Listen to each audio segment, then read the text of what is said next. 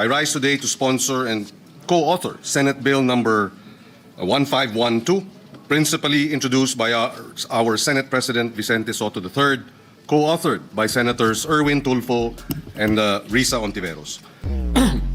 6 na araw na nang bahain ang Cebu at maraming bayan sa ating bansa. Dumating at umalis na ulit ang isa pang bagyo, ang Uwan.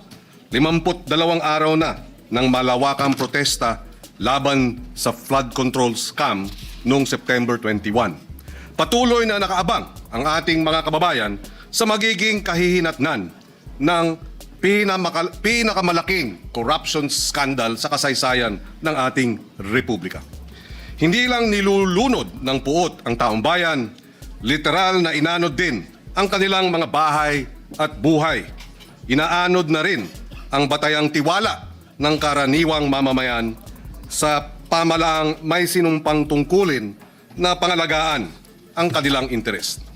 Hindi lang hagupit ng kalikasan ang dahilan ng ilang daang pagkamatay at pagkawala sa iba't ibang sulok ng bansa. Hindi lang ito natural disaster, man-made disaster din ito. Malaking dahilan ng man-made disaster na ito ay ang massive systemic corruption. Systemic na parang cancer na kumakalat na sa lahat ng bahagi ng lipunan. Massive dahil sinlawak ng bahang dinulot nito ang korupsyon. Bagyong Uwan, halos buong Pilipinas ang kanyang naging saklaw. Ganito rin itong flood control scandal. Sa maraming bahagi ng mundo, kita natin kung paanong nilalagay na sa sariling kamay ng mga Gen Z at karaniwang mamamayan ang pagpapanagot sa mga may tungkuling nasa katungkulan. Sa pagpapatupad ng katarungan, sa Nepal, sa Indonesia, sa Peru, literal na naghihimagsik ang mga kabataan at nilantad ang korupsyon na sumisira sa kanilang mga buhay. Ito ang konteksto ng ating panukalang batas na palakasin ang Independent Commission on Infrastructure na binuo ng Executive Order 94 sa pamamagitan ng itong committee report. Kailangan natin ng proseso na public, prompt, necessary, the minimum possible under the given circumstances, proportionate to the crimes and established by law. Ang pagiging maagap na parusa, hindi ang kalubhaan ang tanda ng hustisya. O sa panahon pa natin ngayon, kailangan smart and solution-specific, measurable, achievable, realistic, or relevant, at syempre, time-bound. Kaya naman minarapat ng inyong Senate Committee on Justice na itaguyod ang isang tunay na independent, technically capable, at empowered People's Commission para imbestigahan ang mga anomalya sa lahat ng government infrastructure projects. Unprecedented ang kurakot, unprecedented ang bunga ng krimen, kailangan unprecedented din ang pagpapanagot. Kaya binigyan ng panukalang batas na ito ng kapangyarihan ang Independent People's Commission para magsabpina, mag-usig, magsuspinde, mag-freeze ng assets at sundan ang pera saan man ito nandoon. Ika nga, follow the money. The proposed measure expands the powers of the ICI to include the powers of contempt, to cite individuals and entities for contempt, the power to cancel professional licenses of the PRC, the power to grant witness immunity and protection, the power to issue lookout orders and recommend HDO to proper authorities, the power to suspend and blacklist contractors and remove them from PhilJeps, the power to recommend to the President policy measures, the power to temporarily issue closure orders, the power to temporarily sequester assets, the power to deputize the NBI, the PNP, the CIDG, and other law enforcement agencies in the conduct of its investigation. Dulot na rin ng pangalang nito, magsisilbing People's Watchdog ang komisyon. Magkakaroon ito ng fiscal independence at tunay na proteksyon para sa mga kakantang whistleblowers, sa mga citizen monitors. Papaganahin nito ang karaniwang boses para sa tunay na pagpapanagot sa kurakot. Bagamat suklam na suklam tayo, kailangan pa rin ng due process. Ang katarungan ay hindi kasangkapan ng paghihigante. Kailangan public ang mga pandinig, patas at walang pinapanigan ang investigasyon at ang bunga ay nakabatay sa katotohanan at sa batas. Pasanin natin ito sa bawat Pilipinong umaakyat sa kanilang mga bubong, nagdadasal para sa kanilang kaligtasan. Pasanin natin sa bawat magulang na nawalan ng anak sa sakunang pwede namang maiwasan. Tungkulin natin ito sa lahat ng humihingi ng katarungan, ng pananagutan at ng pagbabago. Ang pagpasa sa panukalang batas na ito ay simula pa lamang.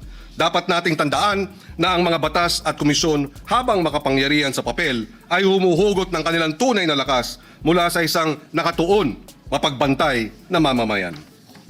Ang pinakadakilang kaalyado ng hustisya ay ang mga taong ayaw tumanggap ng impunity, na patuloy na nagbabantay, nagtatanong at nagpapanagot sa mga tagapag-alaga ng kapangyarihan. Ipasa na natin ang panukalang batas na ito, hindi bilang isa pang hungkag na kilos, kundi bilang isang bagong tipan sa pagkakaisa ng ating tinig. Hindi natitinag ang ating pagtutol sa katiwalian at hindi natitinag ang ating pagbabantay. Itayo at itaguyod natin ang isang pamahalaan na tunay na mapagkakatiwalaan ng sambayanang Pilipino. For these reasons, Mr. President, distinguished colleagues, I wholeheartedly sponsor Senate Bill number 1215 under Committee Report number 16 and urge its immediate approval. Maraming salamat. Thank you, Senator Pangilinan, Majority Leader. Next to sponsor the measure, Mr. President, no other than our Senate President, dear presiding officer, no other than Senator Vicente C. Soto III. Our Senate President, Vicente Soto III, is recognized. Thank you, Mr. President. Mr. Majority Leader, thank you. At the outset, allow me first and foremost to thank Senator Francis Pangilinan, Chairman of the Committee on Justice, for acting with dispatch on this measure that is timely and necessary at this point. Mr. President, every devastating typhoon or monsoon that flooded our streets, severely damaged houses, destroyed livelihood, hampered our day-to-day activities, and claimed lives. We are reminded of the Filipino people's unwavering resiliency. Yes, all right. But this should no longer be the conversation. Resiliency should not be celebrated when accountability is deniably lacking. Filipino people surviving yet another flood should no longer be the topic of the next news article.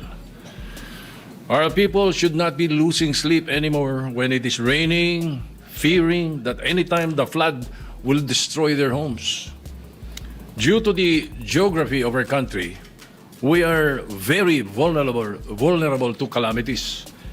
The billion-peso budget allocated to flood control projects should have given our people the security that no matter how hard the rain, they are safe. Much has been said about the recent flood control issue that shocked the nation. It is now the time we have taken action. By filing Senate Bill 1215, we now demand accountability for those who took advantage of the flood control and other infrastructure budgets for their personal gain at the expense of the suffering of the people. Ginoong Pangulo, maraming ang pamintas-mintas eh. May mga nagpipintas pa. Yung Blue Ribbon, hearing na naman. Yung TRICOM ng House, hearing na naman. Yung ICI, wala namang power. Ang dami natin naririnig na gano'n eh. Eto. Through this bill, we will be creating a balanced, effective, and most importantly, an independent investigative body tasked to look into this systematic corruption through which billions of pesos intended for infrastructure projects have been lost.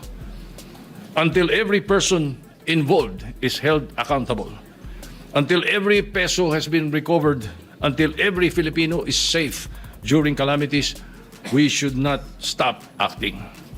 Again, my thanks to the committee, Chairman, to you and my esteemed colleagues, hopefully the immediate passage of this. Itong si Senate President Tito Soto at itong si Senador Kiko Pangilinan, layunin na isulong itong IPC o Independent People's Commission. So mga kababayan, ang gawan lang natin ng reaction nito kasi itong sinusulong ng dalawang senador na IPC or Independent People's Commission, it is a redundancy na sa ating investigative body na meron tayong pulis, Police NBI, CIDJ at itong ombudsman. Okay? So, redundancy na to. Gusto nila, halimbawa, kasi sabi nila, investigasyon na naman. Tanga! Bakit kayo tanga? Kasi, pag ang ordinaryong Pilipino nagnakaw ng bigas, nagnakaw ng sardinas, nagnakaw ng isda, o anumang pagkain dahil gutom, kumakalam ang tiyan kulong agad. Pero kung kayo, mga politiko, nagnakaw man, nagnakaw ng bilyones at ikinanta ng mga witness at nakakita or saksi mismo na may delivery na bilyones every week na merong dinedeliver siyang basura, ngayon kailangan ng investigation. Kailangan ng ebidensya para, sabi nga ng ating Pangulong Marcos, kailangan na merong solid evidence para kung mag-file tayo ng case, hindi siya na di-dismiss. Ang tanong, mga boss, mismo ang ating Pangulo nag-inspect sa mga ghost project na nangyari. Kitang-kita sa kanyang dalawang mata na meron nga naman talagang mga ghost project at nilapastangan nila yung pundo ng ating taong bayan. Tayong mga Pilipino, buwis ng mga Pilipino ay kanilang binubulsa. Why?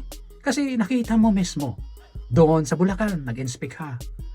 Ang nakita mo dito sa contract in between sa gobyerno, DPWH at itong mga contractor. Nakita mo mismo, Pangulong Marcos, kung gaano tayo winawalang hiya, tinarantado at ginago, binaboy tayo. Ngayon sasabihin mo, kailangan ng ebidensya. Sapat na po yun. Kailangan ka ng umaksyon. Tapos sasabihin mo, ito, sabi ni Remulla, kakasuhan si Martin Romualdez ng reckless. You can imagine, reckless lang. Do you think maniniwala kasi para itong band-aid solution dahil sa galit ang taong bayan? It is a band-aid solution. At alam naman natin to na itong kaso na ipa-file kay Martin Romualdez kasi siya yung nag-appoint. Let's say for example, choice ng speaker na italaga bilang appropriation chairman budget sa Kamara. Alam naman natin na pwede itong lusutan. Bakit? Kasi bilang chairman, halimbawa itong si Saldico, binuto po yan sa chamber, sa Kongreso, hindi yon in-appoint. As to the alleged na choice, okay, wala nga sa batas yan, yung choice ng speaker. Pero alam natin ang batas, binuboto. Alam natin, malulusutan pa rin ito. This is not a criminal offense. At hindi makukulong itong hayop at putang ina na allegedly mastermind sa flood control mist or corruption.